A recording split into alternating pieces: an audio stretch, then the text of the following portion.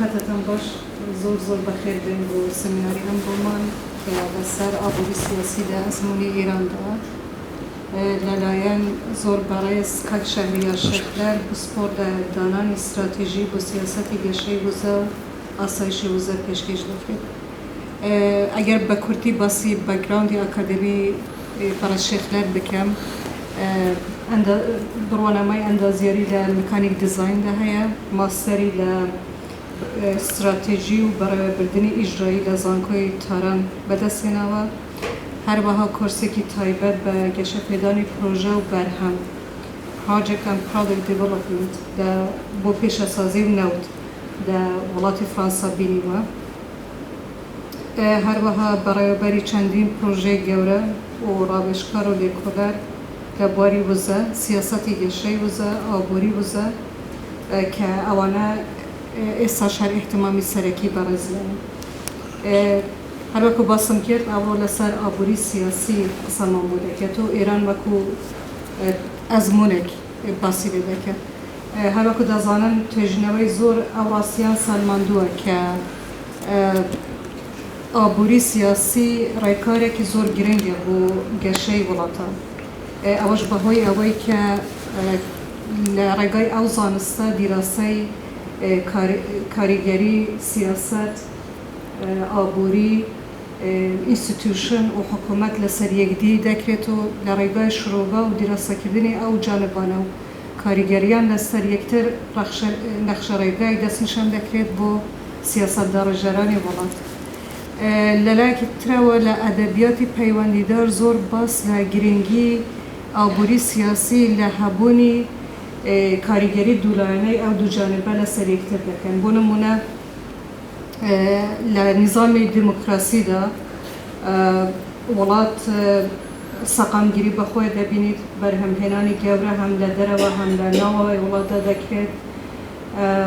قودرەتی کڕینی هاوڵاتی زیاد دەبێتن، داهاتی سەرانەی هاوڵاتی هەروەها داهاتی ملی زیاتر لێ دێتن. ئەوەش هەمووان لەخۆیاندا کاریگەریان هەیە لەلایەکی ترەوە بۆ گەشەساندنی زیاتری دیموکراسی و هەروەها یەکسانی و ئازادی لە وڵاتدا. بەڵام پرسیار لێرەوە بۆ هەندێک وڵات گەشە دەکەن و هەندێکیش نا. ئێمە دەتوانین چ لە ئەزموونی وڵاتان فێربین، هەم ئەوانەی کە گەشەیان کردووە و ئەوانەی کە شکست دەخۆن. بۆیە ئەوڕۆ لە خزمەتی بەڕێز شێخلەر دەبین بۆ وەڵامدانی ئەو پرسیارە و چەندین پرسیاری دیکە. چ دەقەت هەیە بۆ پێشکەشکردنی بەواتەکە دوش دەرگا دەکەینەوە بۆ پێشنیار و پرسیارەکانەوە. بەسەرچە بەپێی ئەوەی کە کاکسەرۆ فەرموویان لە خزمەتتاندام شتێک ئامادە کرا و ئومێدوارم کە شایانی کۆبوونەوەی بەڕێستان هەبێت. لە 5 بەشدا پێشکەشتان دەکرێت. لە سەرەتا پێناسەیەکی کورد لەسەر ئەدەبیاتی پۆلیتیکال ئێکۆنۆمی دەکەین، دواتر لە چ مێتۆدێک کەڵکمان وەرگرتووە، چەند خاڵێکی گرنگ لەسەر ئابووری ئێران، پێداچوونەوەی بە داتای ماکرۆئێکۆنۆمیکی ئێران و دواتر سایکلەکانی ئابووری ئێران کە بە 4 سایکل دابەش کراوە. پێناسەکان زۆرن، بەڵام ئەو پێناسەیە کە ئێمە لێرەدا وەکو پێناسەی سەرەکی کەڵکمان لێوەرگرتووە پێناسەیەکە کە development کە DAC Development Associated Committee DAP OECD استفادەی لێ دەکات و بەکاری دێنێ کە دەڵێ ئابووری سیاسی دەڕوانێتە کارلێکردنی ئینتەرئەکشنی نێوان سیاسەت و ئابووری لە کۆمەلگایەکدا، بە دەڕوانێتە سەر ئەوەی کە چۆنێتی دابەشکردنی هێز و سامانی گشتی لە نێو گروپەکان و تاکەکاندا و هەروەها ئەو پرۆسەی کە ئەو پەیوەندیە لە نێوان سیاسەت و لە نێوان ئابووری دەخڵقێنێک پەرەی پێدەدات و دەیگوازێتەوە لە ماوەیەک بۆ ماوەیەکی دیکە. ئەم پێناسەیە لە 1616ەوە ینی ئابووری سیاسی داهاتووە. ئادام سمیت لە چەند جێگا ئاماژەی پێدا و باسی کردووە، بەڵام پێناسەیەکی جوانی دیکە کە باسی بکەین بانکی جیهانی باسی دەکات و بەو جۆرەی کە حکوومەت و فاکتەرەکانی ئابووری سیاسی ڕۆڵێکی بەهێزیان هەیە، نەتەنیا لە ڕێڕەوی وڵاتێک بۆ گەیشتن بە گەشەی ئابووری، بەڵکو بۆ دیاریکردنی چوارچێوەی سیاسەتەکانی حکوومەت لە سێکتەرە جیاوازەکان و هەروەها جێبەجێکردنی ئەم سیاسەتانە. ئەگەر بمانەوێت خاڵێکی دیکەی گرنگ باس بکەین هەر بۆ جۆرەی کە دکتۆرە فەرمویان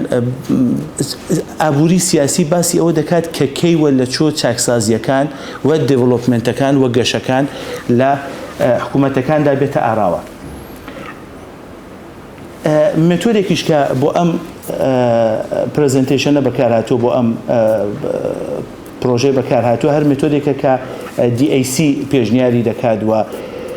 DAC پێناسی کردووە کە لە سەرەتادا مایکرۆ ئیکۆنۆمی وڵاتەکە باز دەکردرێ داتاکانی ئەنالیز دەکردرێ دواتر ئەو سێکتەرەکان دانە بەدانە جیا فۆکوسیان دەکردێتە سەر و لە ئاخردا فۆکوس دەکردێتە سەر پرابلەمەکان سەر کێشەکان کە نەتەنیا پێناسە بکرێت وە ئەندرستەندینگی بەکار بردووە بزاندرێت کە چۆنە بەڵکو سولوشنیشی بۆ بدرێت. ئێمە لە یەکەم و دووەمدا زیاتر فۆکوسمان کردووە و هیچ سولوشنێکمان ئەمڕۆ نەداوە چون مەبەستمان پێدانی سولوشن نەبوو مەبەست ئەوە بوو کە بزانین ئابووری سیاسی لە تەجروبەی ئێراندا لە ماوەی 100 ساڵی ڕابردوودا چی کردووە. بۆ کۆکردنەوەی داتاکانیش داکیومنت و ریپۆرتەکانی بانکی ناوەندی ئێران بانکی جیهانی سندوقی دراوی نێودەوڵەتی و سنتەرەکانی لێکۆڵینەوەی ئابووری و هەروەها کەسانێکی خاوەن ئەزمون وەکو دکتۆر کاتوزیانمان بەکارهێناوە کە لێرە خۆلاسەیەک پێشکەشتان دەکەین. ئەگەر بمانەوێ باسی 100 ساڵی ڕابردووی ئێران بکەین و باسی ئابووری ئێران لەو 100 ساڵەدا بکەین پێم وایە دەبێت باسی ئەوە بکەین کە دوو دانە کودتا ڕوویداوە و یەک دانە شۆڕشکە هەرسێکیان وەکو نقطە عەتفێک وا بووە لە ئابووری ئێراندا دوای ئەو بابەتە. بە ڕۆینی حکوومەتی پاشایی و هاتنی جمهوری ئیسلامی کۆماری ئیسلامی چوارچێوەی سیاسی و ئابووریش هەردووکی لە پاشایەتیەوە لە ئابووریەکی تاڕادەیەکی زۆر نیوە ئازادەوە بۆ ئابووریەکی حکومی زیاتر گۆڕدرا چەند پێش ئەویش ئابووری حکومی تاڕادەیەکی زۆر دەسەڵاتی بوو بەڵام خەریک بوو دەگۆڕدرا بەرەو ئابووریەکی ئازاد. ئێرانێکێکە لە دەوڵەمەندترین وڵاتەکانی دنیا چوارەم وڵاتە لە ڕووی یەدەکی نەوتەوە و دووەم وڵاتە لە ڕووی یەدەکی گازەوە. داتایەکە گرینگە و پێم باش بوو لێرەدا لە سەرەتای پرزنتیشنەکەدا باسی بکەین زیاتر لە 40% GDP ئێران ساڵانە بەس بە سوبساید ینی بە یارمەتی دارایی دابەش دەکرێتەوە لەناو بودجەدا بە خەڵکدا کە ڕقمێکی یەکجار زۆرە و نزیکەی نیوەی ئەو ڕێژەی سوبسایدیانی 20% هەمووی GDP بەس بۆ سوبسایدێکە کە بۆ سوتەمەنی فسیلەکان تەرخان دەکرێت یعنی لە ڕێگای دابینکردنی سەرچاوەکانی وزەوە تەرخان دەکرێت و ئەمەلەن لە بین دەچێت. لە ڕووی ئابووری ئازادەوە لە ناو 180 وڵات بە پێی ریپۆرتی ڕێکخراوی هێرتێج ئێران 168 و لە ڕووی پەرسەندنی گەندەڵیەوە بە پێی ڕێکخراوی ریپۆرتی شەفافیەت لە 180 وڵات 149 لە 2020دا. بەڵام سەرەڕای هەمووی ئەوانە خاڵێکی دیکەی گرنگ ئەوەیە کە گەیشتن بە ئابووری گەشە سەند و سەربەخۆ لە 100 ساڵی ڕابردوودا سەرەڕای ئەوەی کە حکوومەتە جیاوازەکان گۆڕدراون هەمیشەیەکێک لە دروشمەکانی ئەو حکوومەتانە بووە. ئەگەر چەند داتایەکی مایکرۆ ئیکۆنۆمی ئێران بمانەوێت هەر بەپێی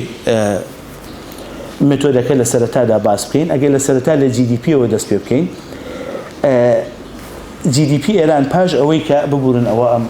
سیرکڵەکان لێرە جگاکەی گۆڕدراوە دایرەکان سەرەڕای ئەوەی کە لە 2012 تقریباً بۆ 600 میلیارد دلار بەرز بۆتەوە کە دەکاتە نزیکەی 6 قاتی 1979 کە ئەگەر وەکو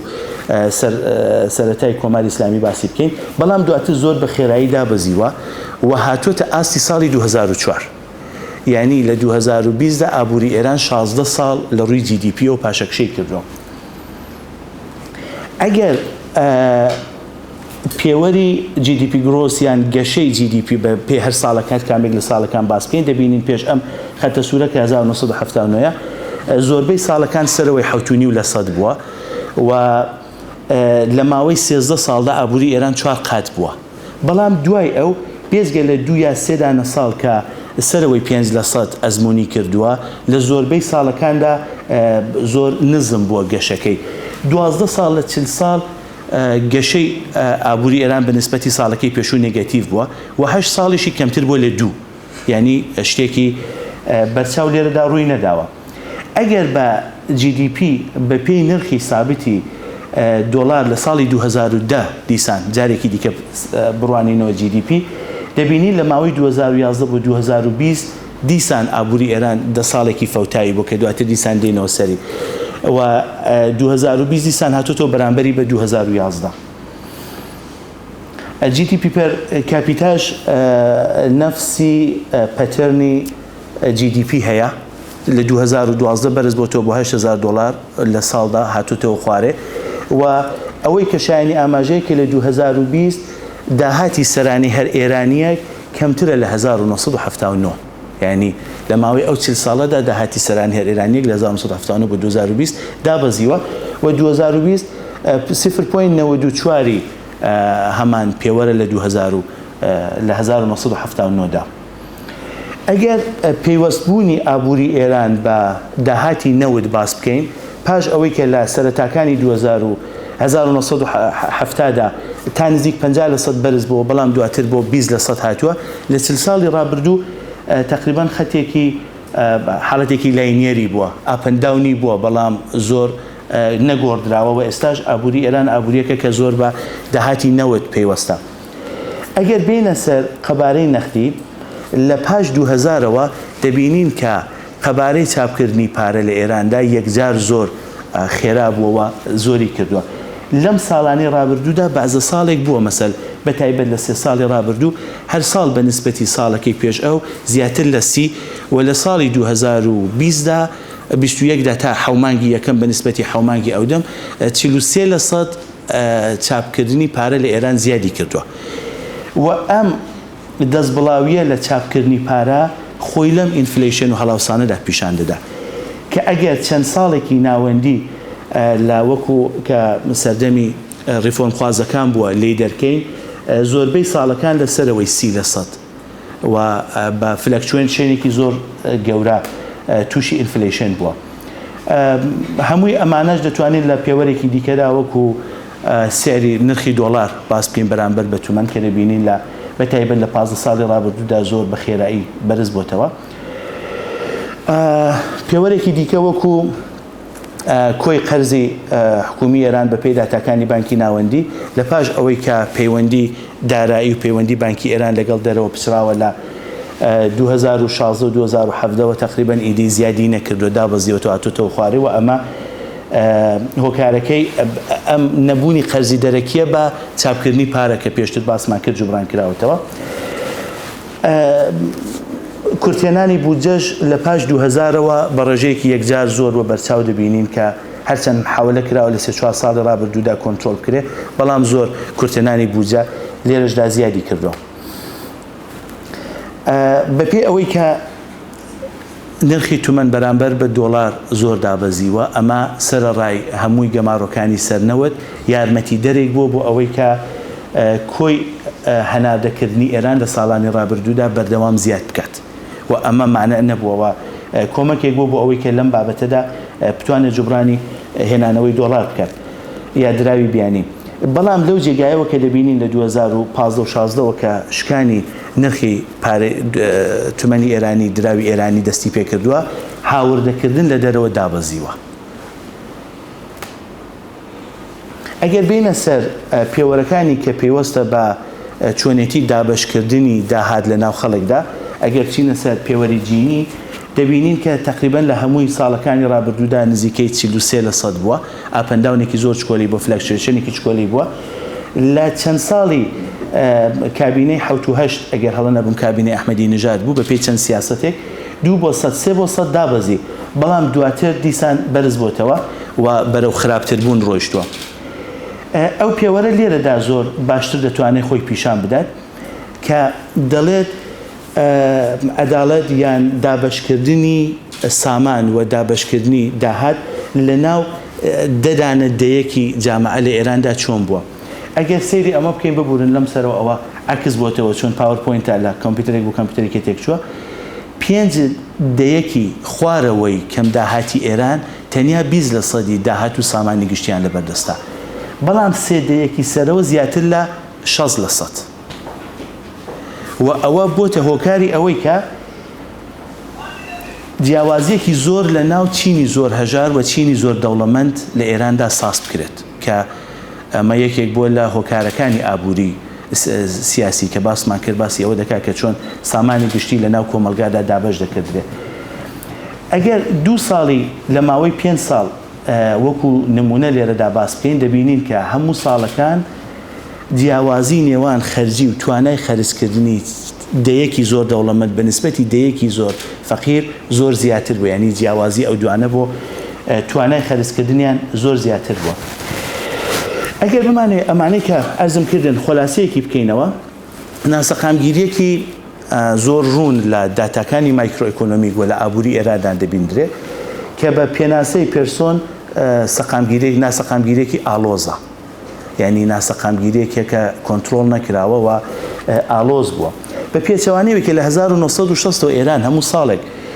بەرنامی پلانی 5 ساڵەی گەشەی ئابووری بووە، بەڵام لە هیچ کامێک لە پێوەرەکان ئێمە چوونێکی لاینیەرمان نەبینی کە یەکدانە لاین فاڵۆ بکات و بتوانێت کاریگەربوونی ئەو پلانانە پیشان بدە. واتە ئەو پلانە 5 ساڵانە یان ئەوەی کە لە پاش یەکتری و بە دوای ئستراتیژیەک و پلانێکی گەورەترەوە نەبووە، یا ئەوەی کە سەرکەوتوو نەبوون.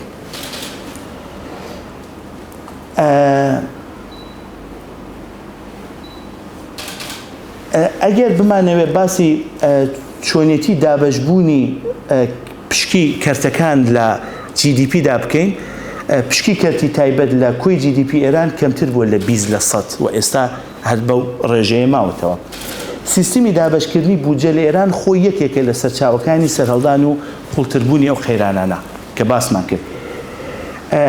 وەکو بودجەی ساڵی 1400 یاری 2021 ئەگەر دراسەیەکی بکەین، زیاتر لە 70% بودجەی گشتی تەنیا بە 382 کۆمپانیای حکومی دراوە کە 85% ئەو کۆمپانیایانە لە ئاخری ساڵدا باڵانسی داراییان نێگەتیڤە و ناتوانن خۆیان داهاتی خۆیان داهاتەکانیان بەشی خەرجیەکانیان ناکە، واتە یا بەشی خەرجیەکانی موچە و معاشەکانیان ناکە یا بەشی خزمەتگوزارەکانیان بۆ خەڵک ناکە، وەکو کۆمپانیەکانی ئاو، وەکو کۆمپانیەکانی دابەشکردنی کارەبا. و حکوومەت لەو سوبسایدانی کە باسمان کرد، لەو یارمەتیدارایانە باسمان کرد، لێرەدا بەوانەی دەدا. واتە بودجە لە ئێران لە زیاتی ئەوەی کە بۆ ژێرخان و بۆ گەشەپێدانی ژێرخانەکانی ئابووری بەکاربێ، بۆ سوبساید و بۆ پێدانی موچەکان بەکاردێ. 100 ساڵی پێشووی ئێرانە کە لە سەرەتادا کودەتایە کراوە، کودەتای ڕزاشا بووە و ئابووری حکومی تقریبان لەوێ چەسپاوە بەناو ئێراندا و تا ئێستا هەڵنەست و تا ئێستا لە کۆڵ نەبووتەوە. ناسیۆنالیزمێکی بەهێز ڕوودەدا، لە ماوەی 20 ساڵ دوای ئەو ناسیۆنال سۆسیالیزمێکی بەهێز لە ئێران ڕوودەدات و سەرهەڵدانی حکوومەتەکانی بۆ ماوەیەک 10 ساڵی تاڕادەیەکی زۆر چەپە و دوای ئەو دێنە سەر شۆڕشی سپی کە 10 ساڵ دوای کودەتای دژی مصەدق ڕوودەدات و کۆماری ئیسلامی و کۆتایی شەڕی عێراق و ئێران و هاتنی ئەحمەدینژاد و ڕئیسی. من پێم وە هەبوو ئەمانە نقطە عەتفایەکن لە ئابووری ئێراندا. ئەگەر بمانەوێت سایکلەکانی ئابووری سیاسی ئێران دابەش بکەین، پێم وایە دەتوانین بە سایکلی 25 ساڵە تقریبا دابەشی بکەین و هەر سایکلێک لە 3 هەنگاوی سەرەکی پێک دێ کە یەکەم هەنگاوی هەمووی ئەوانە بۆ سەقامگیری بۆ، ینی بۆ سەقامگیری سیاسی یا چەسپاندنی دەسەڵات بۆ لە سەرتاسەری وڵات. دواتر کە وەختێک سەقامگیری هاتوۆتە ئاراوە بۆ گەشەی ئابووری بەکار هاتووە و دواتر ماوەیەکی کورتی کرانەوەی سیاسیمان بووە. بەڵام ئەوەی کە گرینگە ئەگەر گەشەی ئابووری و ئەگەر ئابووری حکوومەتی دابەشکار، ئابووری حکوومەتی کاشیێر یان ئابووری حکومی باس بکەین وەکو دووجەمسە لە نەزەر بگرین، لەو 100 ساڵەدا ئابووری ئێران وەکو پاندۆڵی سەعات لە نێوان ئەمانەدا هاتوچۆی کردووە و ئەمە لە پرزنتێشنەکەدا لە چەند جێگا باس کراوە. وڵا نە لێرە دیارە و نە لەوێ دیارە، ئەگەر بتوانین PDF-ەکەی بکەینەوە مەمنون دەبم. پێم وایە ئەو نەختێک باشترە.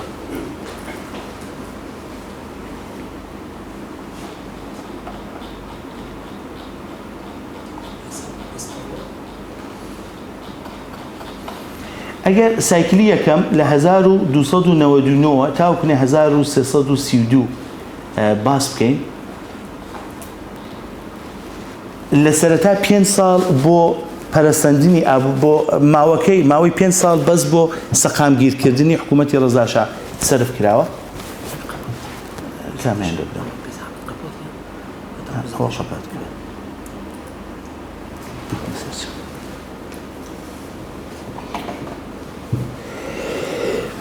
پێنج ساڵ دانراوە بۆ سەقامگیرکردنی حکوومەتی ڕەزا شا لە ناو ئێراندا و ئەو 5 ساڵە سیاسەتی ئابووری سیاسەتی بەحکومیکردنی ئابووری بۆ لە ئێراندا. حکوومەت دەستی گرتووە بە هەمووی جەمسەرەکانی داهاتە، حکوومەت دەستی گرتووە بە هەمووی دەستخۆش جەمسەرەکانی ئابووریدا و لەوە کەڵکی وەرگرتووە بۆ بەهێزکردن و سەقامگیرکردنی حکوومەتی نوێ و جێگیرکردنی ئاسایش و پاڵپشتیکردن لە ناسیۆنالیسمێکی کە ڕەزا شا پشتیوانی لێ دەکرد. دوای ئەو ماوەی 5 ساڵە 15 ساڵ لە ئێران ماوەی گەشەی ئابووری بووە لە کەشێکی سیاسی تەواو داخراو لە ڕێگای حکوومەتێکی ناوەندی تەواو بەهێز کە ئەم گەشەیەکی ناهاوسەنگ بووە، بەڵام توانیوێتی ژێرخانەکانی حکوومەتی مۆدێرن لە ئێران مستەقەر بکات و جێگیری بکات. ئەوەی کە گرینگە وەکو دەرکەوتی ئابووری ئەو 15 ساڵە باس بکەین، چون گەشەکە گەشەیەکی ناهاوسەنگ بووە و تەنیا لە ناوەند زیاتر بەهای پێدراوە، بۆتە هۆی هەڵاوسانێکی بێوێنە لە ئێراندا کە هەڵاوسان مەسەلەن لە ماوەی 1370 تا 1320 زیاتر لە 90% بووە. پاش ڕۆیشتنی ڕەزا شا و 1320 دوای کۆتایی هاتنی جەنگ، ناسیۆنال سۆسیالیزمێک لە ئێران پەرە پێدەسێنێت کە تقریباً 10 ساڵ زۆربەی حکوومەتەکان دەگرێتە دەست و لەو ماوەیەدا حەول دەدرێت کە کرانەوەیەکی سیاسی کەشێکی نیوە کراوەی سیاسی لە ئێراندا بێتە ئاراوە. لە بەرامبەردا سەرۆکوەزیرانەکان حەول دەدەن هەمووی دیسان دەسەڵاتی ئابووری بگرنە دەست خۆیان، تەنانەت لە دژی شاوە لە دژی ئەرتەشیش ئەمان کۆنتڕۆل بکەن، تەنانەت دەست لە ئاخر سەردا دەست دەبن بۆ کۆمپانیای نەوتی ئێران و بریتانیا و ئەویش بە نیشتیمانی دەکەن و ئەوە دەبێتە هۆی کێشەی دواتر. لەو ماوەیەدا بەهۆی ئەوەی کە کەشێکی نیوەکراوەی سیاسی بووە، زۆربەی کابینەکان ناسەقامگیرن و هەموو زۆربیان تەنانەت ساڵێکیان تەمەن نەبووە دەڕۆن. ئەو شتانی کە لەباری ئابووریەوە گرنگ بۆ لەو ماوەیەدا ڕوویداوە بەهۆی ئەو بە نیشتمانیکردنی کۆمپانیایانە بەتایبەت کۆمپانیای نەوتی ئێران و ئینگلیز، پەیوەندی ئێران لەگەڵ دەرەوە تقریباً دەڕوخێت، نامێنێت و بریتانیا گەماڕۆیەکی قورس دەخاتە سەر ئێران، ئەمریکا پێدانی یارمەتی دارایی بە حکوومەتی ئەو کاتی ئێران ڕادەگرێت و تەنانەت سۆڤێت پێدانەوەی قەرزەکانی ئێران ڕادەگرێت. شڵەژانێکی یەکجار زۆر لە ئابووری ئێراندا ڕوودەدا تا جێگایەکە حکوومەت ناچار دەبێ بۆ دابینکردنی دارایی ئاژەڵ و بەرهەمە ناوخۆیەکانی کەشوکاڵکە بۆ ناوخۆ بەکاردێت بۆ وڵاتانی عەرەبی هەناردەی بکات. لەو ماوەیەوە پارە بێنێەوە ئەوەش دەبێتە هۆی دیسان قەیرانێکی دیکەی ناوخۆیی. بەڵام شتێکی کە لێرەدا گرینگە ئەوەیە کە دیسان چینێکی نوێی نخبەی سیاسی و ئابووری لە ئێراندا ڕوودەدات. پاش کودەتای دژی مصەدق سایکلێکی نوێی ئابووری سیاسی لە ئێراندا ڕوودەداتەوە، شادێتەوە و دیسان ماوەیەکی 10 ساڵە بۆ سەقامگیرکردنی حکوومەتی شا لە ئێراندا سەرف دەکرێت. لەو ماوەیەدا دیسان هەموو حەولەکان بۆ بەهێزکردنەوە بە ئاراستی بەهێزکردنەوە و سەقامگیرکردنەوەی حکوومەتی ناوەندی و بە تایبەت شەخسی یەکەمی حکوومەت یعنی شا سەرف دەکردرێت. حەولێکی زۆر دەدرێت کە کێشەکانی ئێران لەگەڵ بریتانیا و لەگەڵ ئەمریکا لەسەر بە نیشتمانیکردنی کۆمپانیای نەوتی ئێران چارەسەر بکرێت و هەروەها حەول دەدرێت ناکۆکیانی نێوان کۆمەلگا کە ئەو دەم دوو دەستە کۆمەلگای تەواو بۆ بەشێکی تەواو لایەنگری مصەدق بۆ بەشێکی تەواو لایەنگری شا بووە، ئەمە بە جۆرێک چارەسەر بکرێت و حەولی دیکەی حکوومەت ئەوە بووە کە پەیوەندی نێوان شا نێوان حکوومەت و نێوان خەڵک بە شۆڕشی سپی جوبران کاتەوە و بەما ئێران گوزارێکی زۆر خێرا دەکات لە فێودالیزمەوە وەزەویەکاندا بەسەر جوتیاراندا دابەش دەکردرێت. ئەم 10 ساڵە تقریباً هیچ کارێکی تایبەتی ئابووری لە ئێراندا نابینین، هیچ سیاسەتێکی ڕوون بۆ گەشەی ئابووری لە ئێراندا نییە بەڵام دوای ئەوەی کە دیسان حکوومەت مستەقەر دەبێتەوە پلانێکی گەشەی ئابووری دادەندرێ بە پێچەوانەی جاری پێشتر ئەم جارە ئێران دەبێتە خاوەنی پلانی 5 ساڵی گەشەی ئابووری 4 ساڵی گەشەی ئابووری و لە ماوەی 13 ساڵدا GDP ئێران و قەبارەی ئابووری ئێران 4 قات دەبێت بە حکمی ئەوەی کە تقریبان هەموو ساڵەکان گەشەی ئابووری ئێران لەسەرەوەی 10% بووە و تەنانەت لە بازە ساڵێک لەسەرەوەی 20% بووە وەختی گەشەی ئابووری 10%دا تقریبان هەر 7 ساڵ جارێک GDP 2 قات دەبێت ئەگەر هەڵا نەبووم هەر 20% بێ هەر 3 ساڵ و نیو جارێکی دیکە ئابووری 2 قات دەبێتەوە بەڵام هەمووی ئەوانە دیسان لە کەشێکی داخرا و سیاسیدا جێبەجێ دەکرێت و دیسان ناهاوسەنگە ئەو ناهاوسەنگیە وا دەکات کە بە پێی ئەو شتەی کە دکتور کاتوزیان باسی دەکات بریتانیەکان پێشبینی دەکەن کە ئێران تووشی شۆڕشێک یان تووشی کودتایەکی نظامی ببێت لەلایەن ئەرتەشەوە لە دژی شا لە 2 ساڵ 3 ساڵی کۆتاییدا کە داهاتی حکوومەت دادەبەزێتەوە و حکوومەت ناچار دەبێت دیسان ڕووبێنێتەوە بۆ سیاسەتێکی ئابووری ئینقبازی بەڵام فایدەی نابێت و بە حکمی فشارێکی کە لە دەرەوە هەیە و پاڵپشتێکی کە لە ناوەوە هەیە حکوومەت دەڕوخەوە ناتوانین پێشی ئەمە بگرێن هەرچەند کێشێکی نیوەکراوەی سیاسی دەبینین چەندین چینی نوخبەی تازەی سیاسی لە ئێراندا ڕوو دەدات و دیسانیش لێرەدا کابینەکان کابینەهایەکی کورتمەودان ئەمەی کە ئەرزمکردن گرنگترین دیاردەی ئەو بابەتە ناهاوسەنگبوونی گەشەیەکی ئابووریە زۆر تەرکیز کراوەتە سەر ناوەندی ئێران تارانە عێراقە ئیسفەهانە ئەم جێگایانی کە ناوەندن لەباری پیشەسازیەوە لەباری ئابووریەوە زۆر گەشە کراوە جێگا دوورەکان ئەم گەشەیەی پێنەگەیشتووە و ئەم پێنەگەیشتنی گەشەیە کۆچکردنی خەڵکی بەدواوەیە و تێکەڵاوبوونی دوودانە چینی تەواو لەباری ڕۆشنبیری لەباری تەنانەت تێڕوانینی ئاینی و ئەم جیاوازیانە زۆر زوو دەردەکەوێت کەسانێک دەبن ئەو دەم میلیاردێری تمەنی و دۆڵاری و پارە و کەسانێک زۆر زۆر فەقیر و ئەمە پاڵپشتێکی زۆر بەهێز ساز دەکات ئەم جیاوازی کەلتوری و ئەم جیاوازی داراییە بۆ ئەوەی کە پشتیوانی بکرێت لە هەر حولێک بۆ ڕووخاندنی حکوومەت هەرچەند دەشزانین کە پاڵپشتی دەرەوە و فشاری دەرەوەشی لەسەر بووە بەهەرحاڵ ئەم شتانە دەبنە هۆی ئەوەی کە حکوومەتی شا بگۆڕدرێ حکوومەتی شا پاشایی لە ئێران بڕوات و حکوومەتی ئیسلامی کۆماری ئیسلامی بێتە سەرکار لێرەش دیسان 10 ساڵ محاولە دەکرێت حەول دەدرێت تەنیا بۆ سەقامگیرکردنی حکوومەت تەنیا بۆ چەسپاندنی دەسەڵاتی حکوومەتی نوێ لەسەر تاسەری وڵات ئەم حکوومەتە نوێیە تووشی کێشەیەکی ناوخۆییە تووشی کێشەیەکی دەرەکیە کە شەڕە لەگەڵ عێراق جگەل لەوە هەموو نخبەکان و هەموو کەسانێکی کە تا ئەو دەم لە سەرکار بوون هەموو وەلاندراون چینێکی نوێ هاتوۆتە سەرکار و بۆ ئەوەی کە بتوانێت ڕۆڵی خۆی بجێڕێت و حکوومەتێکی ناوەندی بەهێز بێ دیسان حکوومەت دێتەوە دەست دەگرێتەوە بە هەموو کۆمپانیا و کارگەکان و ڕۆڵی کاشێری دیسان دەجێڕێتەوە ڕۆڵی دابەشکردنەوەی داهات لە ئەو ماوەی 10 ساڵە ئەگەر ئەوە پیشەسازی و ئەوە خزمەتگوزاری سەیریکەین لە زۆربەی ساڵەکاندا نێگەتیڤن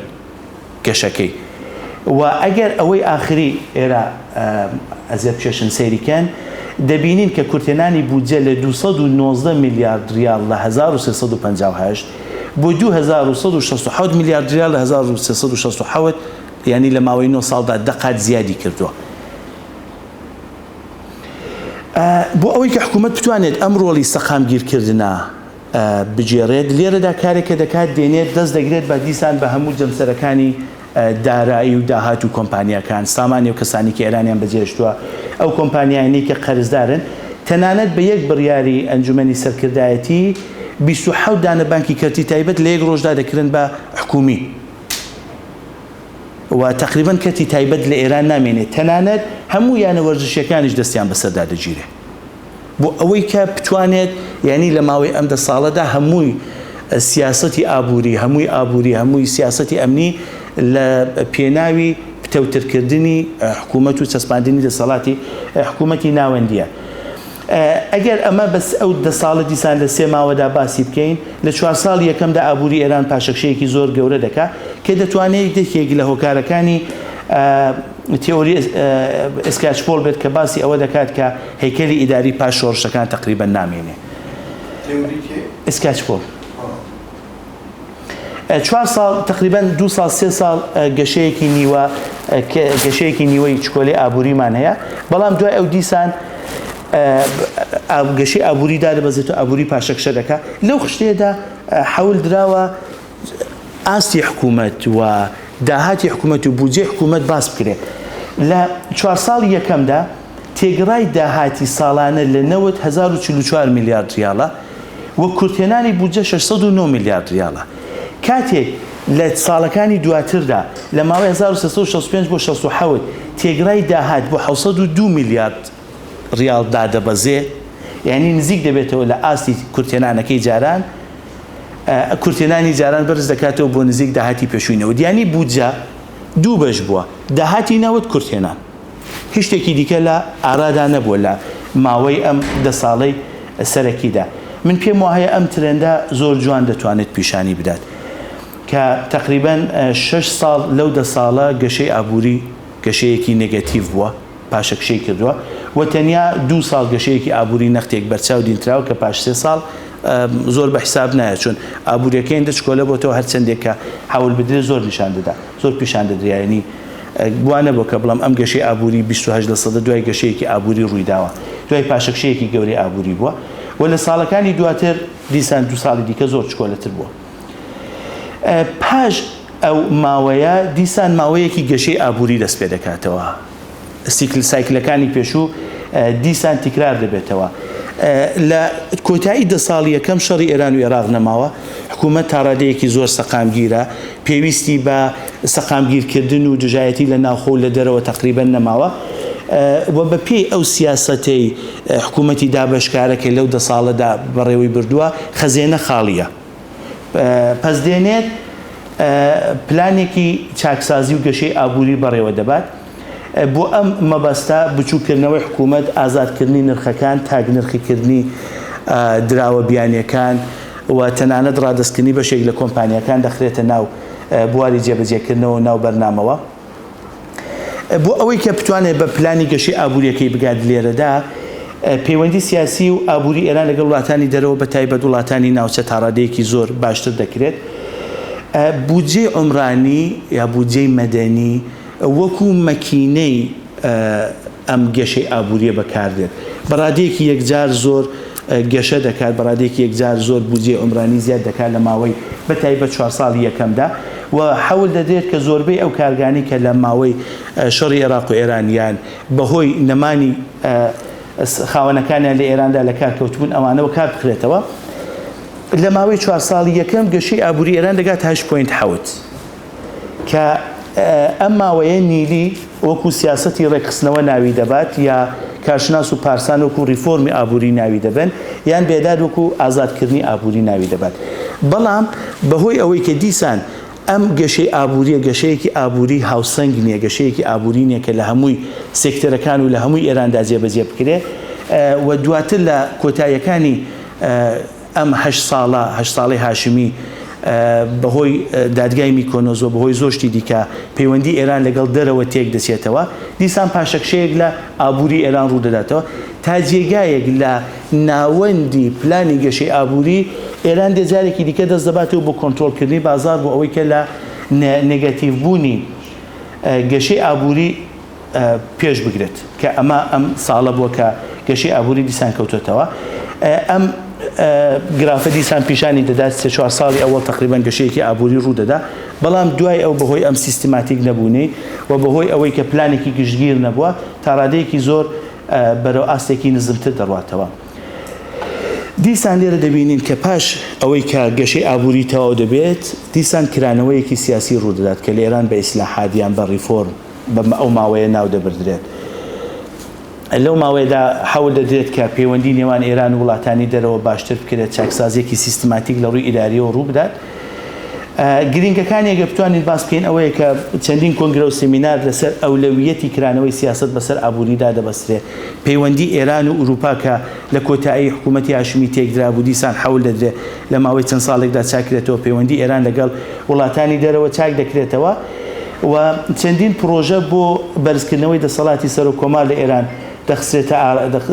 دەدرێت بە پارلەمان هەرچەند هیچ کامێکیان سەرکەوتوو نەبوون هەرچەند لەو ماوەیە حەول دەدرێت لە ئابووری حکومی دوورکەوێتەوە بەڵام دیسان ئەمە زۆر کاریگەر نییە لەو ماوەیەدا دەستپێکردنی ریفۆرمێکی ئیداری ڕوودەدا وەکو ئەوەی کە کابینەکە محاولە دەکرێت لە کەسانێکی کە پێشتر لە کابینەکانی پێشوودا بوون کەڵک وەربگیرەوە کابینێکی تا ڕادێک دەستتر بێت چۆن کابینەکانی پێشووی لە چەپی چەپەوە تا ڕاستی ڕاستیدا بوو بەڵام ئەوە تقریبان کابینەیەکی یەکسان و کابینەیەکی هاوکار دەبێت بەهێزترکردنی ڕۆڵی دەسەڵاتی ڕێکخراوی داریەکان بە تایبەت سازمانی پلان و بودجە حەول دەدرێت جێبەجێکرێ سەرەڕای ئەوەی کە ئەو ماوەیەکی کرانەوەی نیوە کرانەوەی سیاسیە ناتوانین بڵین کرانەوەی سیاسی بەڵام گەشەی ئابووری لە معدلی ئەو 8 ساڵەدا 5 پوینت نیوە کە لە هەمووی ئەو ساڵانی پێشووی ئێراندا نابیندرێت و ئەمە دەگەڕێتەوە بۆ ئەو سیاسەتانی کە باسمان کرد دەبیندرێت ینی تەنیا ماوەیەکە کە دەبینین ئابووری ئێران بەرەو ئابووریەکی باشتر و بەرەو بە ئابووریەکی کرانەوە دەڕوان لەو ماوەیەدا کۆمپانیا بیانەکان دێنەوە بۆ ئێران دیسان و کەرتی نەوتوگازی ئێران پەرەیەکی باشی پێدەدرێت و داهاتی حکوومەت زیاد دەکات بەڵام پاش ئەو ماوەیە لە ئاخرەکانیدا ئەگە لە بیرمان بێ بوش باسی هەڕەشەیەکی لەسەر ئێران کرد و ئێران و عێراق و کۆرەی شمالی خستە ناو محوەری شەرارەت بە قەولیا محوەری خراپە دیسان هەڕەشەیەکی دەرەکی ڕوو دەکاتەوە ئێران و دیسان ئەم پلانە لێرەدا ڕاوە دەوەستێت سایکلێکی نوێ دەست پێ دەکاتەوە بۆ سەقامگیرکردنەوەی دیسان ئێران و بۆ سەقامگیرکردنەوەی دەسەڵاتی سیاسی لە ناو ئێراندا بۆ ئەوەی کە ئەم سیاسەتە جێبەجێ بکرێت دروشمەکان دژایەتیکردنی هەمووی ئەم ساڵانەی پێشووە بە تایبەت 16 ساڵی ڕابردوو دروشمەکان دەگەڕێنەوە بۆ سەرەتای کۆماری ئیسلامی و لە چەندین سیاسەتی بە تەواو پۆپۆلیستی کەڵک وەردەگیرترێت وەکو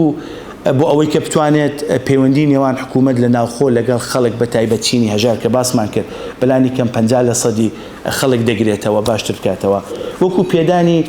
خانووی هەرزان بە ناوی خانووی مەهر وەکو پێدانی یارمەتی دارایی بە کاش بە خەڵک بە وەکو سوبسایت و دابشکردنی پشکی کۆمپانیا و کارگەکان بە چەند چینێکی هەژار کە وەکو سەرچاوەیەکی دووەمی داهات بێ لێرەدا و شتێک کە شایانی باسە ئەوەیە کە لەم سیاسەتە پۆپۆلیستیەدا هەر ڕێکخرا و دەستگایەکە بەرامبەری جێبەجێکردنی ئەوانە وەستاوە وەکو پلان و بودجە وەکو ئامار ئەمانە هەموو یان هەڵوەشێنرانەوە یان ئەرکەکانیان درا بە جێگەی دیکە کە ئەوان جێبەجێ بکەن کەسانی جیاواز بۆچوونی جیاوازیان بووە لەسەر ئەوەی کە ئەم شتە بۆ ڕوویدا بەڵام ئەوەی کە زۆر گرنگە زۆربەیان باز لەوە دەکەن کە ئەو ماوەیەکی سیاسەتی پۆپۆلیسمی بۆ لە ئێران و سیاسەتەکان وکو ئەوەی کە مەسەلەن سەردانکردنی شار و پارێزگاکان لەلایەن هەمووی کابینەوە و دانیشتنیان لەگەڵ خەڵک و شتایەکی بەم جۆرەوە خەرجێکی زیادی ئەمانە هەمووی مەسەلەن سەرزائیم دیسان لە کتێبی پۆپۆلیسمی ئێرانیە ئەوانی دیکەم و باسی دەکەن و پێم وایە کە هەموو کارکتەرەکانی حکوومەتی پۆپۆلیسم و هەر چوار ئستێپەکەی حکوومەتی پۆپۆلیسم کە پوش و ئێدوارد ئەگەر ئیشتوانەکەم دکتۆر باسی دەکەن کە لە سەرەتادا دەست بە دراوە بیانیەکان دەگرن دەیفرۆشن دوای کورتێنانی بودجە دێنن دوای حاولە دەکەن لە جێگای دیکە و جوابی بدەنەوە لە ئاخریشدا دەڕۆن هەمووی لەو ماوەی 8 ساڵەدا بۆ حکوومەتی ئەحمەدی نژاد ڕوودەدا ئەگەر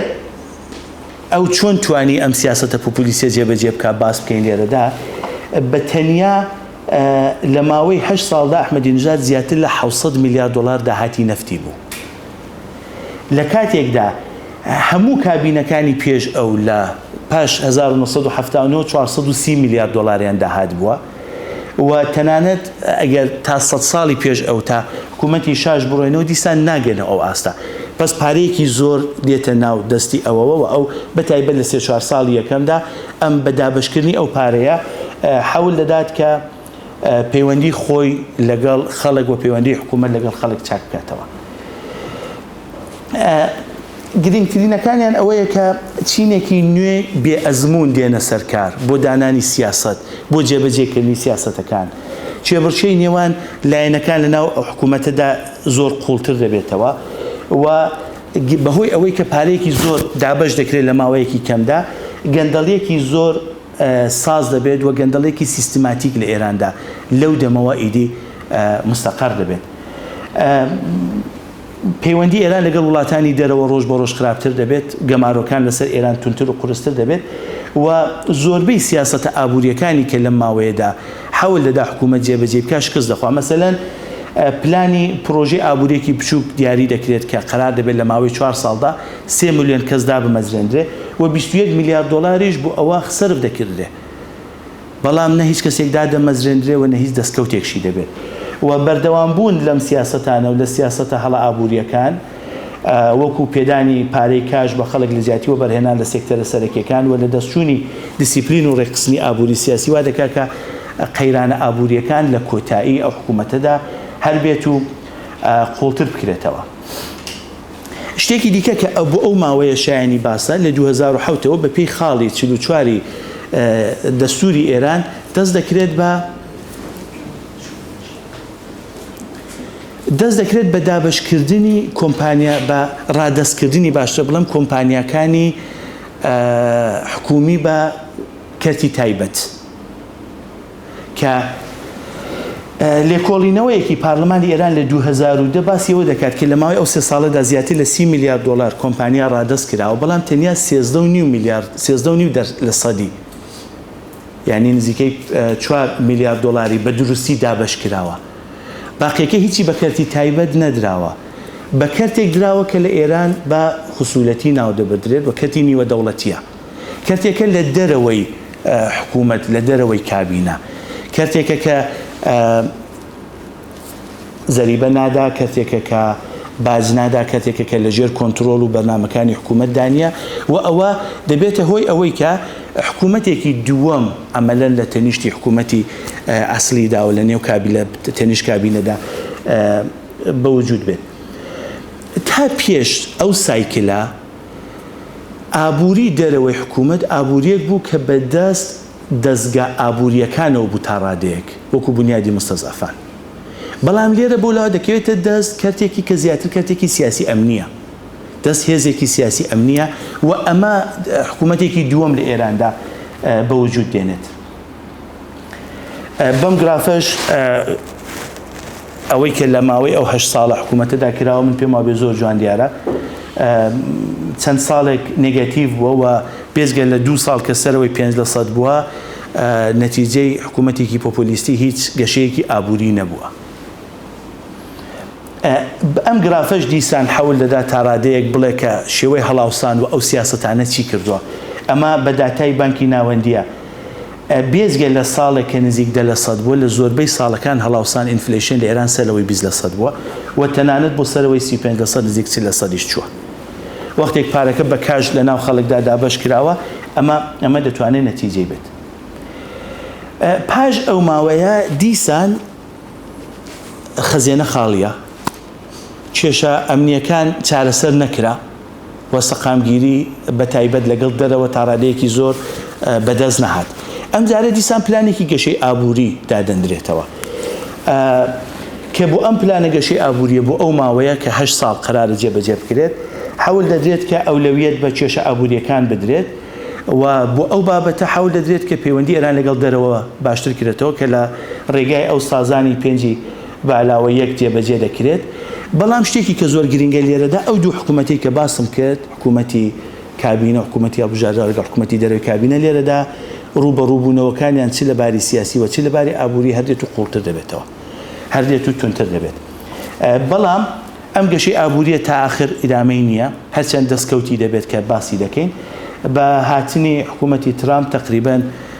هەڕەشەی دەرەکی دیسان لەسەر ئێران زیاد دەکرێتەوە و سیاسەت لە زیاتی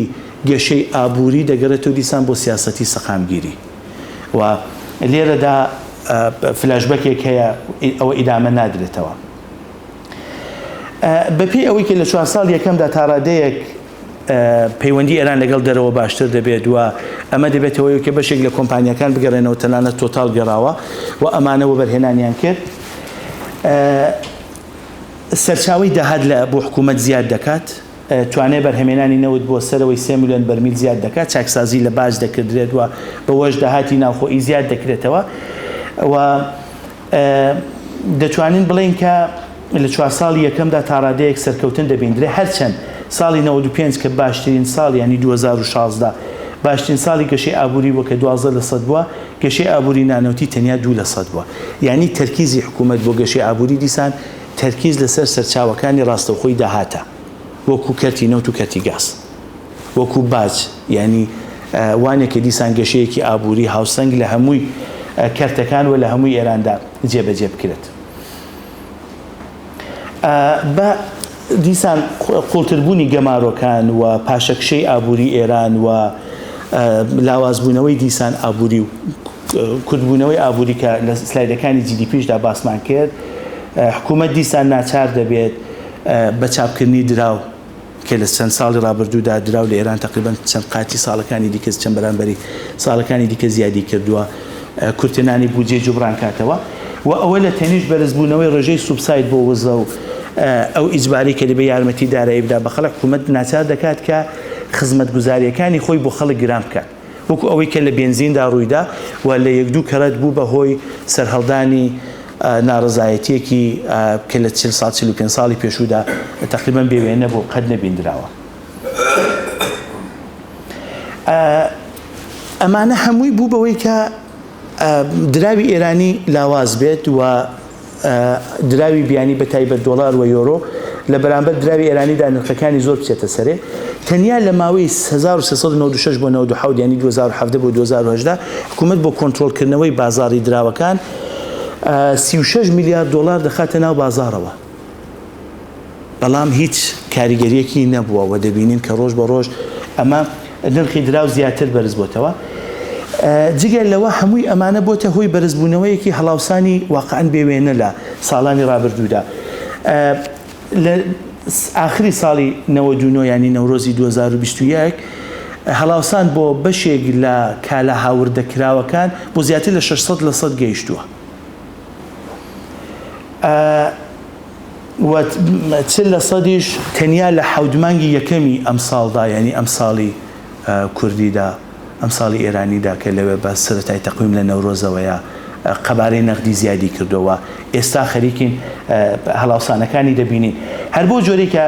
لە سەرەتادا عەرزم کردن، ئەم 10 ساڵی کۆتایی لە بە 10 ساڵی فەوتاو یا 10 ساڵی مردوو لە ئابووری ئێراندا باز دەکردرێت، چۆن پاشەکشەیەکی بۆ 10 ساڵەوە پێشی ئابووری کراوە. بەڵام لە بەرامبەردا حکوومەت لە جیاتی ئەوەی کە حەول بدات حکوومەت بچووک بکاتەوە بە دامەزراندنی ڕۆژ بە ڕۆژ زیاتری خەڵک حەولی داوە کە خەڵک بۆ لای خۆی ڕابکێشێت. ئەگەر بمانەوێت ئەو ماوەیە ئەو 8 ساڵە سەرەکی ترین دیاردەکانی باس بکەین، بەهێزتربوونی دەسەڵاتی دەستگا سیاسی ئابووریەکانی دەرەوەی حکوومەتە کە ئێستا زیاتر لە 50% کۆی ئابووری ئێران لەژێر دەستی ئەوانە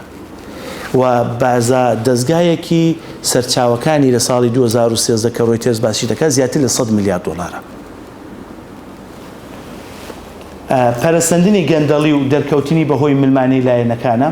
لاوازتربوونی ببورن ئەوەم بەجێهێش، لاوازتربوونی توانای ئابووری حکوومەتی. ئێستا حکوومەت تەنیا 32% هەمووی ئابووری ئێرانی لە دەستە، یعنی ئەم حکوومەتی کە دێتە سەرکار. بەردەوامبوون لە پێوەستبوونی ئابووری و بودجەی ئێران بە داهاتی نەوت، سەرکەوتو نەبوونی پلانە سیاسی ئابووریەکانی حکوومەت، سەرهەڵدانەوەی دیسان کێشە سیاسیەکانی ئێران لەگەڵ وڵاتانی ناوچە. دەزانین کە لە پاش ئەوەی کە هێرش کرا سەر کۆنسولی سعودیا پەیوەندی ئێران لەگەڵ وڵاتانی ناوچە تقریبان بە تەواوی تا ئێستا شەرپسڵ دراوە و دیسان شتێکی کە زۆر گرینگە هەر بۆ جۆری کە لە ساڵانی 77 و 78 باسمان کرد، جیاوازیەکی زۆر لە نێو چینەکانی ناو کۆمەلگادا دەبیندرێ. جاران 3 چینی زۆر دەوڵەمەند، چینی ناوەند و چینی فەقیر و هەژار هەبوو. ئێستا تقریبان 2 چینی دەوڵەمەند و چینی زۆر هەژار هەیە. بەعزە شوێنێک وەکو ناوەند، وەکو تاران، وەکو ئیسفەهان، ئەمانە زۆر لە ڕووی پیشەسازی لە ڕووی ئابووریەوە گەشەیان کردووە، چۆن هەموو پلانەکانی گەشە لەسەر ناوەند تەرکیزی کردووە و جێگا دوورەکان زۆر هەژاریەک و زۆر بێکاری و بێ و دواکەوتنێکی زۆر قوڵی تێدا دیارە. ئەوە هەمووی ئەم شتانە بوو کە لێرە باسمان کرد تقریباً دەتوانین لە 15 دانە خاڵدا کێشەکانی ئەو تقریباً 40 ساڵ 42 ساڵە و پێش ئەو خۆلاسە بکەینەوە. وەڵا بداخەوە ئەمە پێمەوە بە لێرە ئاوا چکۆلە دەکرێتەوە کە ئابووری ئیدارەکردنی ئابووری سیستیماتیک نییە. جوڵەیەکی زۆر پاندۆڵیمان هەیە لە نێوان حکوومەتی دابەشکار و ئابووری حکومی و گەشەی ئابووری و بەردەوام حکوومەت لە نێو ئەوانەدا جوڵە دەکات. بەڕێوەبردننی ئابووری بزیاد بە فەرمان بۆ زیاتر بە لەسەر ئەوەی کە لەسەر کابرایەتی ناو بازار بێت، گەندەڵی زۆر پەرەی سندووە و سیستمی هەڵەی دانان و بەڕێوەبردننی بودجە بووە. بەهێزتربوونی کەتی نیوە دەوڵەتی و دەرەوەی حکوومەت بوو کە ئێستا حکوومەتێک بەرامبەر بە حکوومەتێکی تەواوە و پێم وایە شتێکی کەیکە گرینگە ئەولەویەتدان بە تعهودە لە جیاتی تەخەسوس کە لەم چەند ساڵەدا زۆر ڕوویدا، ینی کەسانێکی کە تعهودیان هەبێ لە شوێنە گرنگەکان دادەندرێن، نە کەسانێکی کە تەخەسوسی ئەو شتیان هەیە.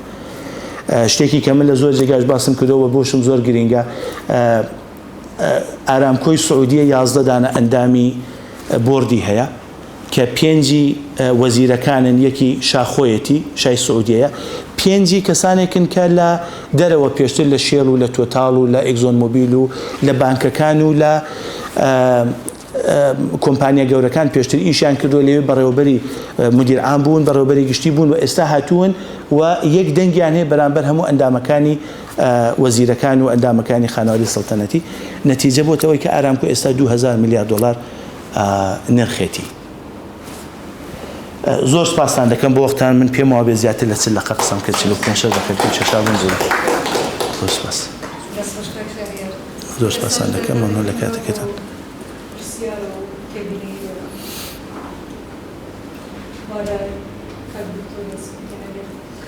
زۆر سپاس دەکەم کە تۆ دەستەکان خۆش. زۆر سپاس مەمنون. زۆر سپاس. وڵا هەر پرسیاری من بۆ زانین بێ لەوانەیە لەبەرەوەی سەحافەتی ئابووری داوازە بڵێ یاک دەوڵەت هەروە ئارەزومەندانە دەتوانێت پارە چاپ بکا و ئەمە سنووری خۆی هەیە. ئێران چۆن لە هەندێک کاردا لە سەدا 33 کارەکەی دەتوانێت جارێکی تر بەمە پارە قیمەتی بە میزانی تیجاری و دەخلی قەومی و وڵات ئەوانە هەیە. بەنسبەت ئێران زۆر ناوسەیرە، یعنی دەتوانێت بۆ ڕێژەیە دەستبا بۆ زیادکردنی پارەی خۆی. ئەمە لە لای سەر دووەم نەمبینی عەولەمە وەڵا بەتایبەت شەڕی کەندا و بۆ عێراق و ناوچەکە کارە سادوو بۆ ئێران هەز دەکەم پرس و پرۆسەیەکی بژانەوە بوو پێگەی ئەو لە ئابووری جیهان ناوچەکەدا و پێشەوەی تووشی شەڕی کرد و 11 سێپتەمبەر ئەمانە بێ هەم دە ساڵە حەقا بۆ ئێران بژانەوەیەکی ئابووری بەرچاو بکا بەتایبەت دوای وەسانی شەڕی عێراق ئێرانیش کەچی مۆشکیلەکان بۆ شوێنە نەبینی کە بێتە قەرزەیەکی بژانەوەیە بوو نانکە عیلاقە زۆر زۆری کە هەیەی لەگەڵ ئاسیای ناوەڕاست و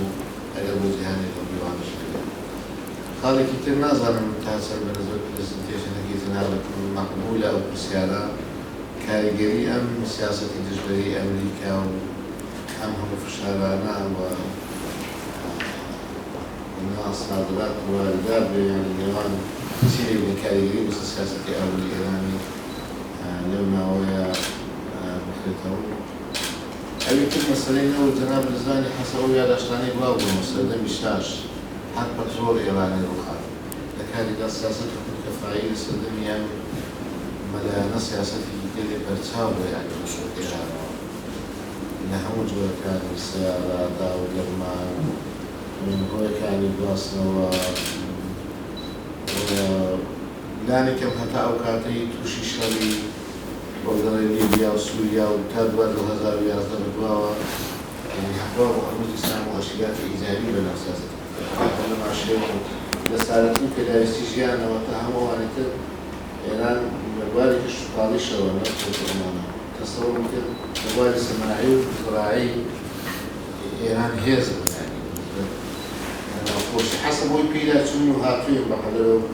سوکات سوێنەی کە هەموو بناوێنان لە قیتالێک لە ماشێنی لە هەواپەیمایە لە دەرمانی لە سەعاتێک لە جلوبەرگی لە پێداویستەکان یانی بازاری خۆی تەواو تێر کردو قدرەتی بەرهەمهێنانی زیاتی زۆر بووە و ئەخیرەنیش ئەگەر بکرێت دەمەوێت جیاوازەیەک بزانم دوای 2011 لانەکەم دوای شەڕی ڕەهامی دەوێت لێ بڵێ ئێران پێش بێتە هەشتێکی زۆر تەفریقای کردووە دەستی لە عێراقی تەفریقای لە یەمەن هەروە لە سووریا هەروە لە هەر شوێنێکی زۆری ئێرانی لێوێت تەنانەت کۆمپانیاکانیشی کەسی بەداخەوە بۆ شێوێ لاواز بوون بە پێچەوانی هەندێک دەوڵەتی تر ئەو خزمەتگوزاری کە دەشکەن ئەوە نییە کە کوالەتەکەی زۆر بەرز بێت یعنی هەندێک لارێکم هەندێک کۆمپانیا لە کوردستان هەندی ئێرانی ئەم تێگەیشتن لا دروست بووە کۆمپانیاکانی ئێران و جگە لە چەند و ئەسلحە و دۆشتانە تەنانەت لە بڕووی بیناسازیش ئەگەر بە پێچەوانە وەربگری بەرامبەر دەوڵەتی تورکیا ئەم هەموو قەڵسەرمەوریە نەک لە ئاستی عەسکەری لە هەموو ئاستەکانی تریانەی ڕاستە ئێستا لیرە 860 دوازار دەوڵەتی ئێستانی ئێرانیە لە جێهێشتە و داسنابەزێ و فرامەتریش دەچێ و وانە وەکو ئەوەی مؤشراتی غەربی و ئەمریکیش دەڵێن و ڕووسیش تەنانەت کە ئەم ئیمپراتۆریەتی و تورکیا بەڵێوەیە دەتوانێت کاریگەری زۆر نەوەی لەسەر ناوچەکە ئامادەشەوێت بیلمەقابل ئێران لەگەڵ ئەوەی کە قودرەتمەندی پیشسازی سەرای زۆر بووە یعنی وای هاتووە کە ڕاکێشانی کارخانەکانی بەرزانکردنی ئەوە جالب نەبێت لانێکم بۆ دەرەوەی جان زۆر شارەزانی لە بواری ئاگوریدا شارەزانە خاڵێکی تر مەسەلەن تەجروبەی کۆریا ئەوانە وەربگری مەسەلەن دیوانی چاودێری یان دیوانی دارانی بودجە و ئەمانە کاریگەری زۆر ئیجابی هەبوو کەچی من ڕۆڵی مؤسساتەکان نەبینیەوەی بانکی ناوەندی مؤسساتەکانی تر دارانی بودجە و ئەمانە کە ئەوانە یعنی هەردوو دەرەجەی سەفرەن دەستەوڵەتەکان ئێران پێ خۆی کەمێک دەوڵەتی مؤسسات یعنی باسی دەکەن أسفار وزراء عامل بس يكون هذا الشيء يعني ده صعب زۆر زۆر سپاس کەیش لەو 48 ساڵەدا بەو عادەتەی کە تۆ کردت بەشداری سیاسی بەغەیر لە دەرەوەی بازنەی کە چیان ناولێبنی لە شۆڕژێرانی پێشدا شۆڕژێرانی ئیسلامی دوای ساڵی 1970 تیپی دیکە داخلی ناو دەوڵەت بوون یان لە مؤسساتە ئاگان پێدراوە یان هەر ئەو بازنە تەنگە دام دەستگا و دەوڵەت و مەساکە پرسیاری دوم بۆیە من تا ساڵی 84 وەکو ژیان لە ئێران دەژیان کرێکارژم لە زۆر بێ لە کارخانەکان هەمویان کارخانەی کارگای ئەهلی و خصوصی بوو بەس ئێستا لە دەربڕاسی ناوەی ئێران لە جمهوری اقتصادیان جۆرێک لە اقتصادی وەکو لیبیا و پێی عێراق کۆن دەبێن یعنی سەرمایەداری گەورەی ئێرانی نابێت لە دەرەوە جموجۆ بکات یان بەشداری هەبێت ئەوە ڕاستە یان شێوەی مختلفەکان زۆر سپاس بە تایبەتی کە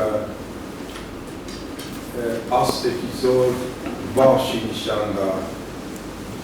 لە ئەوە کە ئەگەر باسی پۆلیتیکال ئیکۆنۆمی دەکەی باسی ئەوەی دەکەی کە هەبوو هەیە پۆلیسی ئەنگلیزیس کە دەبیکە ئەوە نییە ئەوەی کە فەرمووت چارەسەر و تب بکرێ و بەڕۆکە ئەوە ئەو خانەیە لەو خانەیەدا خۆت ڕاگرت مناقشەکە تەشکیل دێکجار بۆ ئەوە دیقەتی دێت ئەوە زۆر باش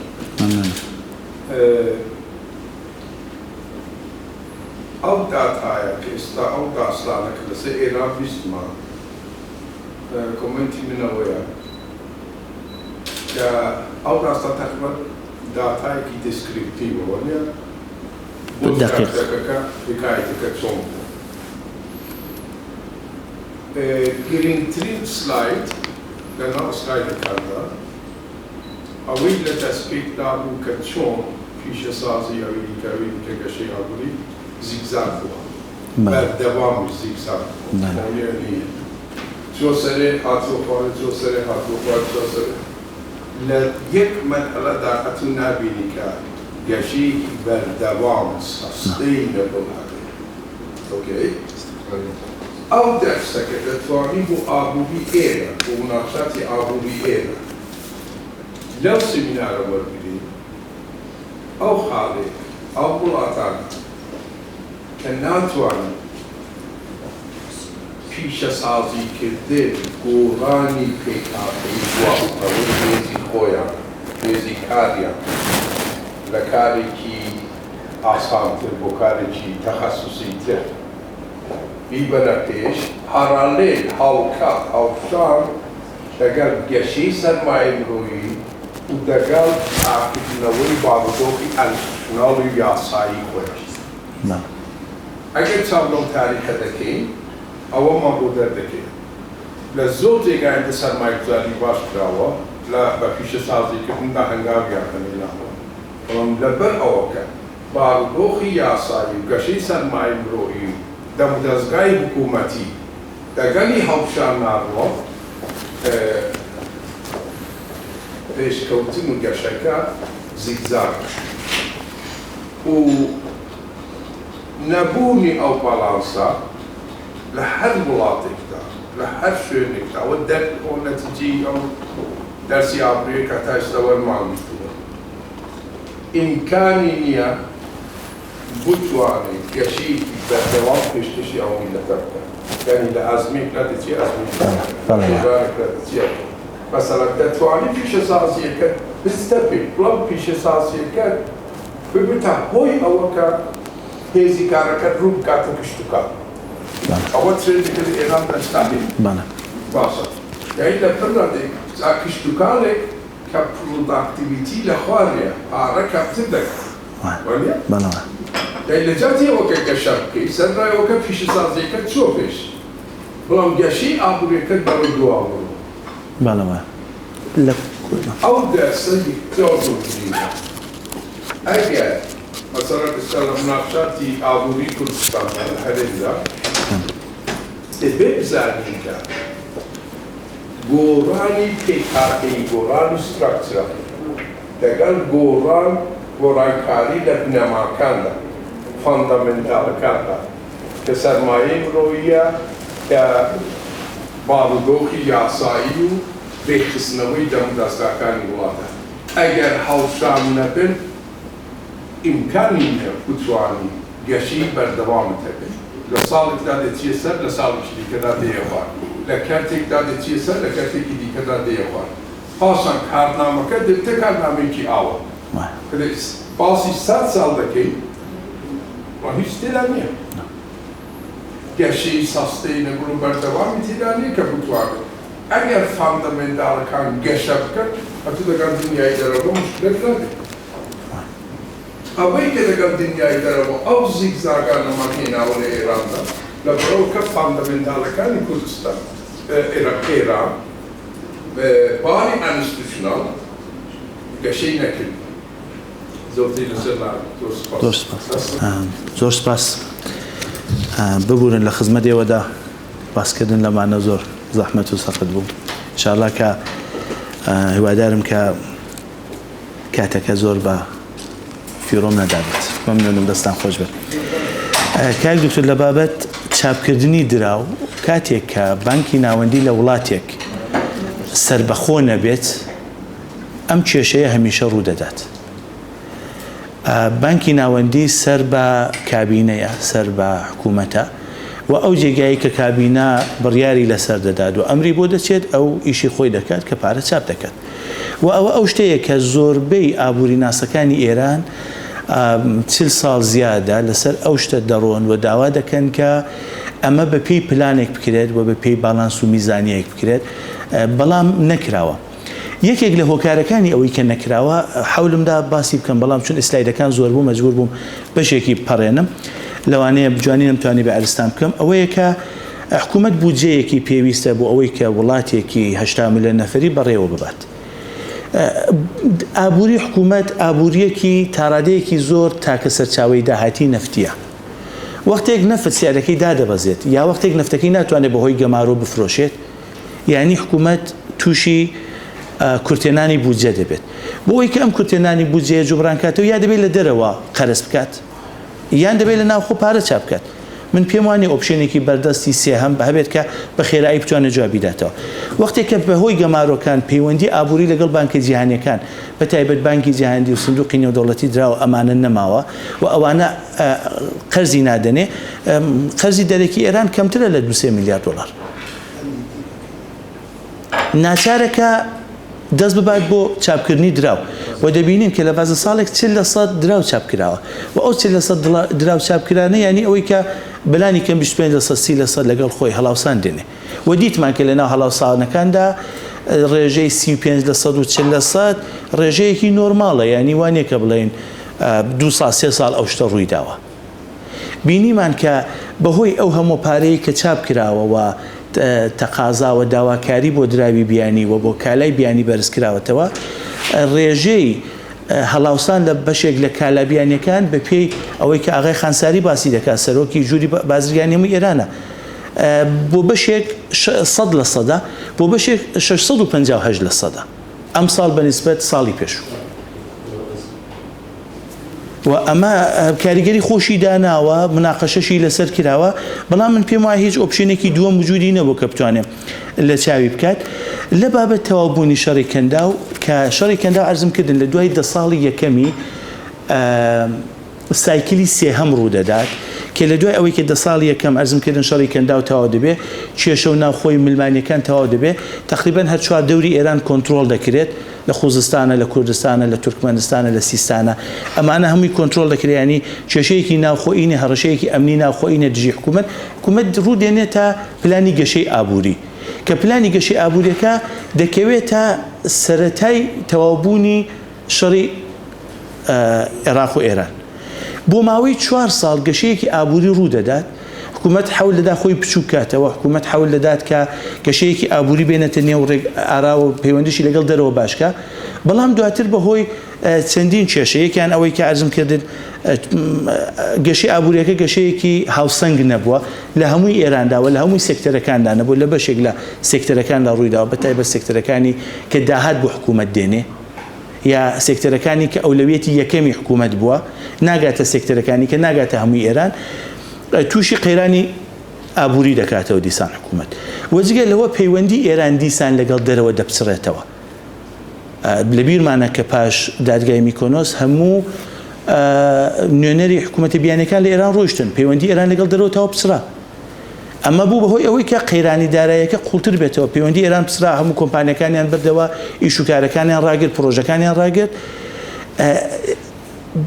گەشەیەکی ئابووری 4 ساڵە ڕوویدا و 8.7 ئەگەر هەڵە نەبم لەو 4 ساڵەدا تێگرای کەشەی ئابووری بوو بەڵام نەیتوانی بەردەوام بێت بەهۆی ئەم شتانە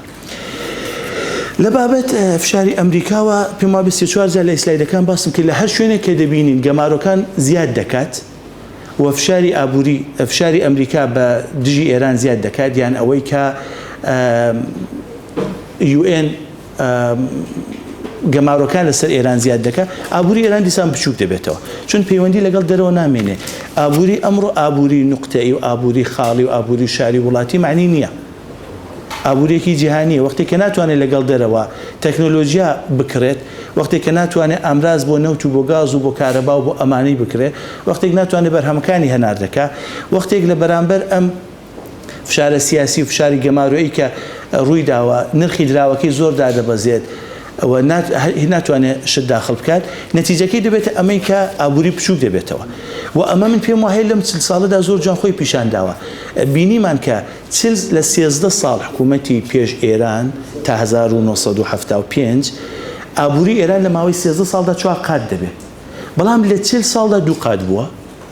و داهاتی سەرانەی ئێرانیش لە ماوەی ئەو 40 ساڵەدا کەمترە لە ڕۆژی یەکەم یعنی 1979 ئەمانە من پێم وایە بەشێکی زۆری بەهۆی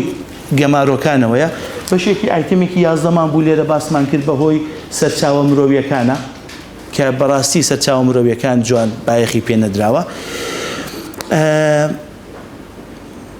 لە بابەت پیشەسازی و سەنای و کەشاوەرزی با بۆ ناوخۆ تا ڕادەیەک هەیەی بەڵام پیشەسازی سەنایە ئەگەر پەیوەندی لەگەڵ دەرەوە نەبێت نتوانی تەکنۆلۆژیای نوێ بێنی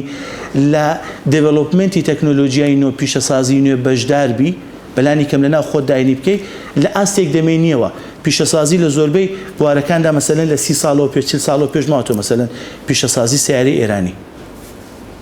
ئەو سیارانەی کە ئێستا بەرهەم دێت ئەم 2-3 ساڵی نەبێ هەموو هی 30 ساڵ 40 ساڵەوە پێشە و نەیتوانی بەرەو پێش بڕۆ یا دەبینین هەر ئەوەندەی کە وەبەرهێنان لە کارەبادا بۆ ماوەیەک ڕاوە دەوەستێ ئێران تووشی کوژانە و تووشی کورتێنانی کارەبا دەبێت لە بابەت جیاوازی دوای 2011 بۆ ئابووری ئێران و ئەمە واقعیەتێکە لێرەشدا نووسی بووم کە خەرجی بەشداریکردنی دەوڵەت لە قەیرانە سیاسی و ئەمنیە نێودەوڵەتیەکان بۆ ئابووری ئێران زۆر بووە ئێستا باز لەوە دەکرێت مەسەلەن پۆمپێۆ چەند جار باسی کرد کە ئێران 16 میلیارد دلاری لە سووریە بەس سەرف خەرج کردووە قسەی 8 میلیارد دلار لە لیبی دەکرێت قسەی ئەوەندە لە جێگاکانی کە دەکرێت ئەوە سەرەڕای کەمبوونەوەی داهاتوو نەهاتنی داهاتوو پەیوەندی لەگەڵ دەرەوەیە هەرچەند زۆربەی ئەم خەرجانە لە بودجێ گشتی نادرێت لەو بەشە دەستگا ئابووریانی دەرەوە کە عەرزم کردن حکوومەت 30% بەدەستەوەیە و ئەم داتایانە زیاتر بۆ هی 30% بۆ ئەمانەی پشتەوە لێوێدا خەرجەکانی دەدرێ و دابەش دەکردرێ بەڵام حتمەن کاریگەری بووە لە بابەتەوەی کە کۆمپانیای ئێرانیەکان پرۆفێشناڵین وەختێک کە ئابووری پاشەکشە هەموو شتێک بەیەکەوە پاشەکشە دەکات وەختێکی کە ئێمە ناتوانین لەباری سەرچاوە مرۆڤیەکانەوە گەشە بکەین و چینی نوێ بەرهەمبێنین بە تایبەت کۆمپانیەکان پرۆفێشناڵ نابن بە تایبەت ناتوانن خۆیان بۆ بازاری دەرەوە چون بازاری دەرەوە ڕکابەرایەتیە لە بازاری ناوخۆدا لەوانەیە حەسرێکە بێ بەڵام لە بازاری دەرەوە کۆمپانی تورکی هەیە هەر لە کوردستانی خۆمان کۆمپانی تورکی هەیە کۆمپانی دەرەوە هەیە کۆمپانی عەرەبی هەیە ئەوەی کە جەنابەت دەفەرمین پرۆفێشناڵ نین لە ئاستی ئەوانە یعنی نسبیە مطلق نییە ئەم نسبی بوونە پیشان دەدات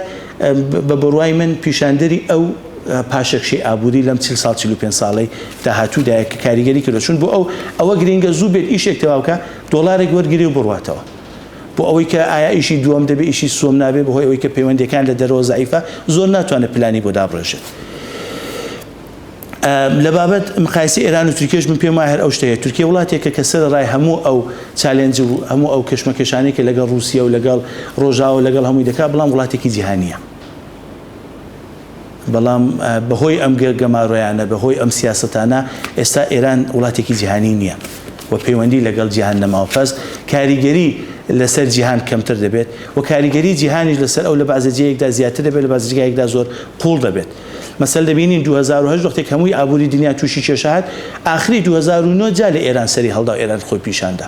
ساڵێک ساڵ و نیوەکی لەگ بوو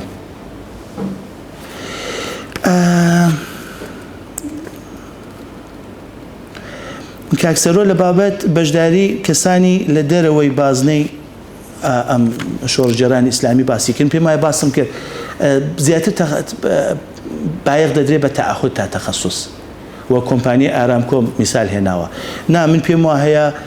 حەڵقەکە مەحدودە و لە ماوەهایەکدا وەکو مەسەلەن ماوەی خاتەمی کرانەوەیەکی نسبی دەکرێت بەڵام پێش ئەو دوای ئەو دیسان ئەم کرانەوەیە لا دەچێت و ئەم ئینقیبازە ڕوو دەداتەوە کەسانێک کە خودین فقط دەتوانن بێن فقط دەتوانن گەشە بکەن فقط دەتوانن بڕۆنە سەرەوە ئەمەش دیسان مشکلێکە بۆ ئابووری مشکلێکە بۆ درێژخایەن چون کەسانێکی کە تەخەسوسیان نەبێ زۆر زەحمەتە کە بتوانن کاتێک کە بوون بە بەڕێوەبەری جێگایەکیا بوون بە کەسێکی کلیلی لە جێگایەک بتوانن تازە تەخەسوس وەربگرن تەخەسوسی پێش ئەوە لە بابەت ئەوەیە کە سەرمایەداری گەورەی ئێران لە دەرەوە نابیندرێ بەشێکی بەهۆی گەماڕۆیە ناتوانن بێن بەهۆشێکی بەهۆی هەمووی ئەم تێکچوانەیە کە عەرزم کردن ساڵی 1964 و 5 وەختێک کە لە ئێران کۆمپانیای ئێران ناسیۆناڵ دادەندرێت کە سیارە ساز دەکات کارمەندەکانی کۆمپانیای کیا UN بە خەرجی خۆی دەیانهێنێ لە ئێران تەدریبیان پێ بکە من ڕسمەکانی بینیوە لە ئێران خودرۆ لە ناو ڕۆژنامەکانی کۆندا هەیە بە پارەی UN دێن لە ئێران تەدریب دەکەن کە بچنەوە لە کۆریا لە کیادا بمەزرێن و بتوانن لەوێ ئیش بکەن. بەڵام ئەم پسرانە لەگەڵ ئابووری دنیا ئەو بۆ دواکەوتنە لە تەکنۆلۆژیا ئەو کێشانە وای کردووە کە ئێران خودڕەوێکی دووەم ڕوونەداتەوە، ئێران ناسیۆناڵێکی دووەم ڕوونەداتەوە و هەناردەکردنەکانیش بۆ دەرەوە تقریبان ببەسترێت.